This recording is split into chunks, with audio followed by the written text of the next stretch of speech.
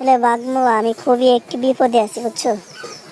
আমার বাসায় অনেকগুলো মুরগি ছিল, কিন্তু আমার মালিকরা বাসায় থাকে না, আমার কাছে দায়িত্ব দিয়ে গেছে। কিন্তু আমার মুরগি কটা এক এক করে সব কয়টা মুরগি চুরি হয়ে যাচ্ছে। কী যে হচ্ছে কিছুই বুঝতে পারতেছি না। তুমি যদি একটু কিছু করতে পারো, নাহলে আমাকে বাসা থেকে বের করে দেবে মামা। আরে ভাই এই ব্যাপার কি বলো? আমি বললাম আরো কত বড় বিপদ তোমার। কোনো সমস্যা নেই, চলো এখনই যে ওকে ধরে নিয়ে এসতেছি। দেখি কার অত বড় সাহস আমার বাইগনের বাসা থেকে এরকম মুরগি খেয়ে ফেলে। দেখো বাঘ মামা, মনে হচ্ছে আমি যখন তোমাকে ডাকতে গেছি তখন মনে হয় আমার মুরগিকে আক্রমণ করেছিল, তার জন্য শরীরে অনেক রক্ত।